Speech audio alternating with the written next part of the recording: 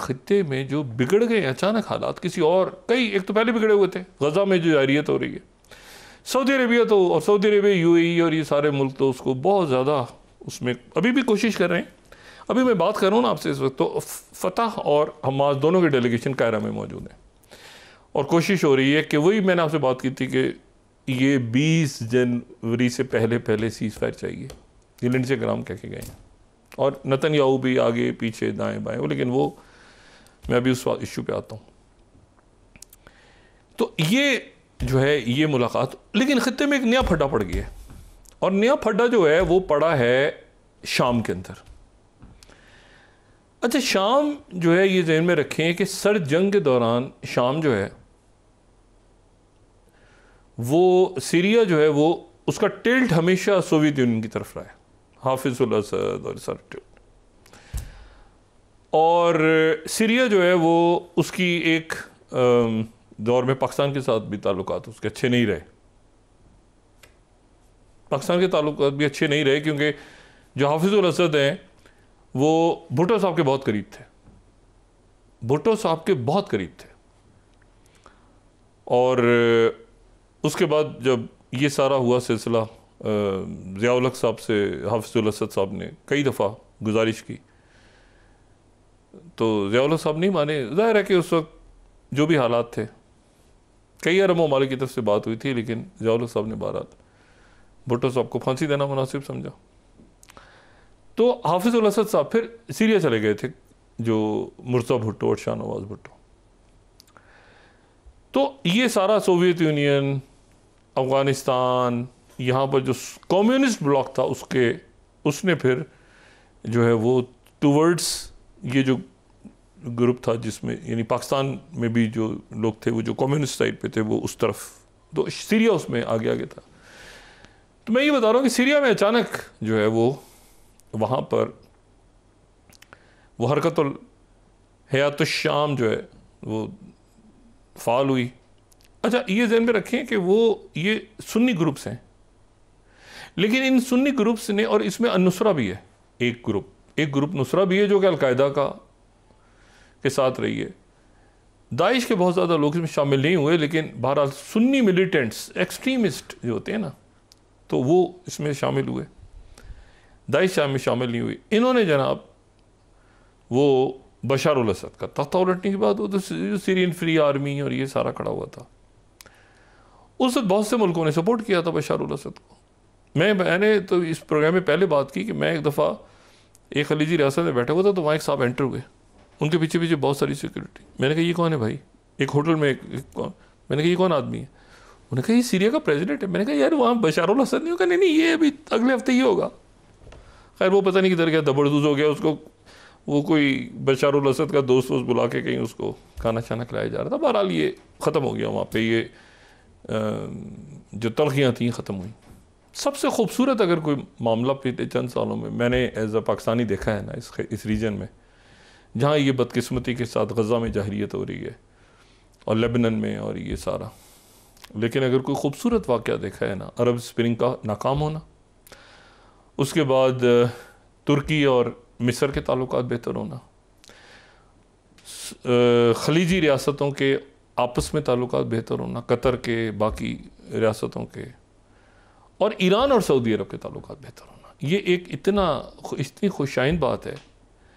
और इसी दौरान जो है वो यहाँ से फ़ौजों का इनखला होना, और पाकिस्तान में वो जो पेशगोइयाँ हो रही थी उस ज़माने में, रोज़ के पता नहीं पाकिस्तान का क्या बनेगा, ये अमेरिका ऐसे थोड़ी जाएगा यहाँ से, ओहो वो तो पता नहीं क्या करके जाएगा। अच्छा जी, तो यहाँ से रुखसत हुए और अपने तमाम अमरुल्लाह सालेह टाइप कैरेक्टर्स को, ठीक है ना, वो मुख्तलिफ जो कॉन्सुलेट्स खुले हुए थे यहाँ पे, उनके डब्बों में बंद करके वो पता नहीं किधर गए सारे के सारे। अब ये वहाँ के उनकी सरजमीन से मामलात हैं, ठीक हो जाएंगे, ठीक हो जाएंगे। हमारा बरादर मुल्क है, गलत फहमियाँ ज़ाहिर है पैदा होती हैं इतनी हमारे इलाकों में, हमारे अपने इलाके, आप उनको छोड़ दें अफ़गानिस्तान की सोयल से, हमारे अपने इलाके हमारे कंट्रोल। ये जो ऑपरेशन हुआ है, ये जो जनरल राहील शरीफ के दौर में हुआ है, और कैनी साहब थोड़ा सा हेजिडेंट थे, जाहिर है कि वहाँ करेंगे तो पता नहीं क्या हो जाएगा। राई शरीफ साहब ने किया और फिर उसके बाद उसकी कंटिन्यूशन बाजवा साहब के दौर में भी हुई। तो कई इलाकों में तो रेट ख़त्म हो गई थी हमारी।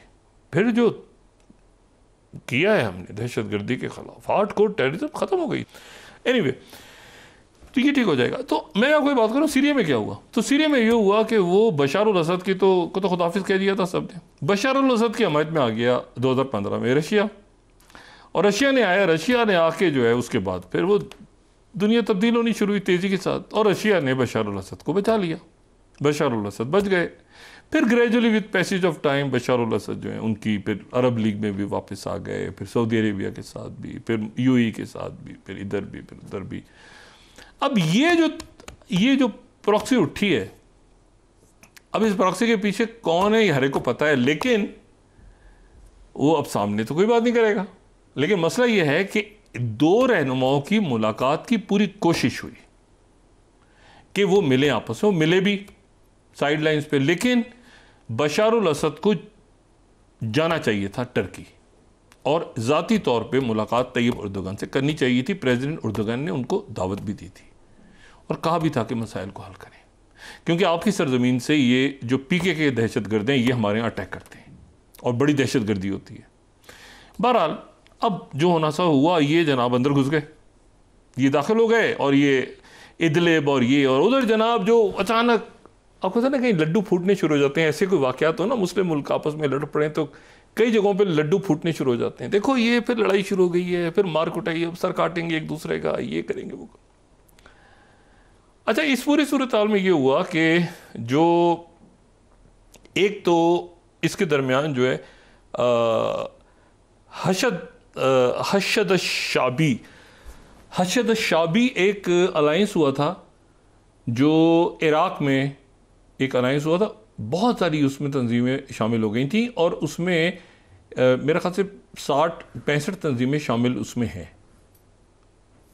ये एक और अलायंस है, एक तो वो सीरिया में बना हुआ है ना, एक इराक में बना हुआ है। ये जो अलायंस है इराक वाला, ये जो अलायंस है ये हशद शाबी, इसमें खताइब हिजबुल्लाह है, यानी वो हिजबुल्लाह जो कि इराक में मौजूद है, वो हिजबुल्लाह इसका हिस्सा है। हम कहते नहीं ना हिजबुल्लाह, वो इराक वाली हिजबुल्लाह ने अटैक किया, ये किया, वो इसका हिस्सा है। लेकिन इसमें सुन्नी तंजीमें भी हैं, और इसमें जो है वो इसको बाकायदा इराक ने आइन के तहत इस पूरे के पूरे अलायंस को, हशद शाबी को जब वहाना जंगी वगैरह ख़त्म हुई तो उन्होंने फ़ौज का हिस्सा बना लिया।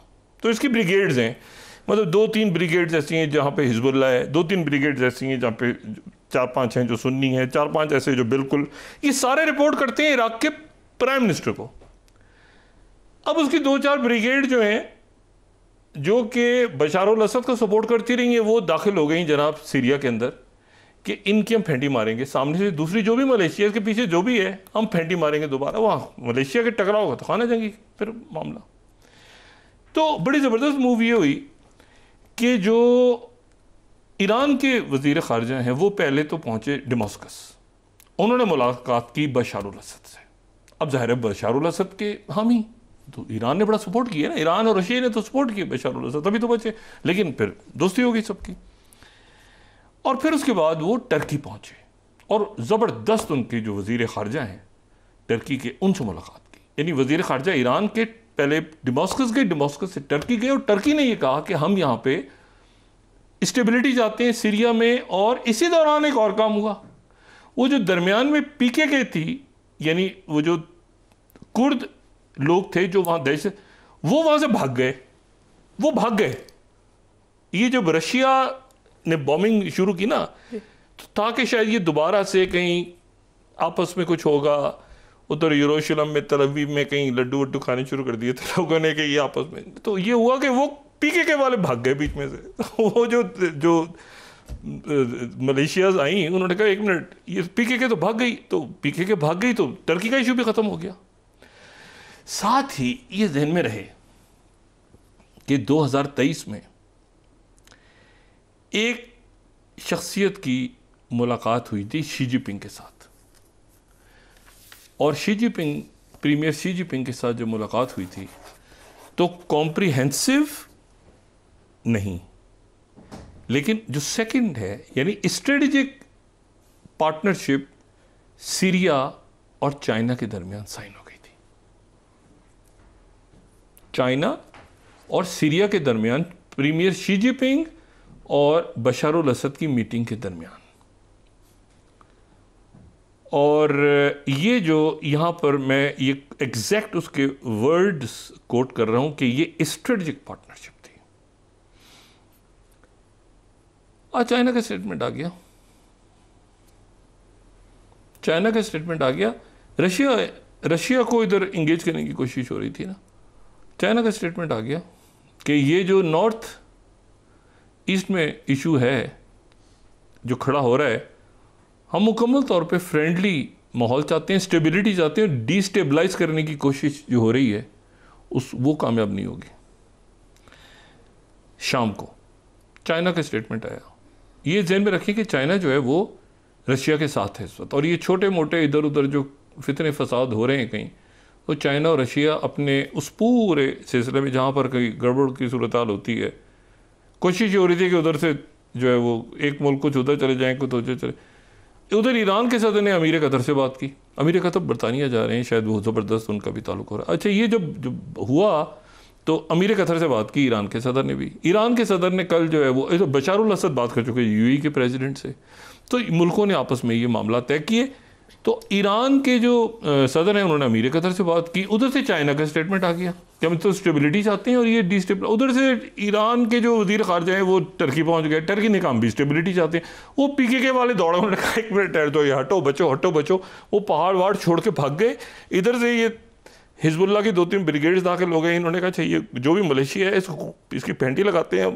वो आए हुए थे तो पीके के वो अब वो जबरदस्त हो गए। उम्मीद ये है कि इदलिब और ये जो सारा इलाका है ये साफ़ हो जाएगा, क्योंकि चाइना रशिया अरब ममालिक सारे इस वक्त कोई डिस्टेबलाइजेशन नहीं चाह रहा, क्योंकि इसका नेट फ़ायदा जो है वो नेट नुकसान, आप कहें नेट नुकसान इसका फ़लस्तीनियों को होगा और लेबनान को होगा। और ये बात ध्यान में रखें कि आज मैं सिर्फ एक मिनट लेके वापस आता हूँ। आज एक बहुत इम्पॉर्टेंट दौरा, 2 इम्पॉर्टेंट दौरे हैं, उसे मैं मिस ना कर जाऊँ। एक तो मैंने जिक्र किया MBS जो है वो गए हैं UAE। दूसरा प्रेसिडेंट मैक्रोन सऊदी अरब पहुँचे हैं 4 रोज़ के लिए, 3 या 4 रोज़ के लिए। प्रेसिडेंट मैक्रोन जो है ये ध्यान में रखें कि लेबनान के अंदर सबसे इम्पॉर्टेंट रोल इस वक्त फ्रांस कर रहा है, और सऊदी अरेबिया जो है उसको 1926 में माना था। सबसे पहले जिन मुल्कों ने तस्लीम किया था उनमें फ्रांस था। बड़े ज़बरदस्त ताल्लुकात हैं फ्रांस के, हालांकि ये फ्रेंच मैंडेट अलग था, ये अलग था ब्रिटिश मैंडेट, लेकिन फ्रांस और सऊदी अरब के ताल्लुकात। प्रेसिडेंट मैक्रोन सऊदी अरब में हैं, उनके वज़ीर ख़ारजा लेबनान में हैं, हमास की और फतह के लोग मौजूद हैं कायरो में। तो एक तो दौरा ये बहुत इंपॉर्टेंट है, प्रेसिडेंट मैक्रोन, MBS उधर, और साथ ही ये फॉरेन मिनिस्टर ने जो फेरा लगाया है ईरान के, और टर्की ने भी रोल प्ले किया, और चाइना ने बयान दे दिया है कि ये स्टेबिलिटी चाहिए, इसको रोको। ये जो जंग फैलने की कोशिश हो रही थी, मैं उम्मीद करता हूँ ये अब थमेगी, कि चाइना आ गया। और एक दौरा और है, नेपाल के प्राइम मिनिस्टर ओली का पहला दौरा चाइना का। ब्रेक के बाद डॉक्टर साहब डिस्कस कर लेते हैं, कर लें जी।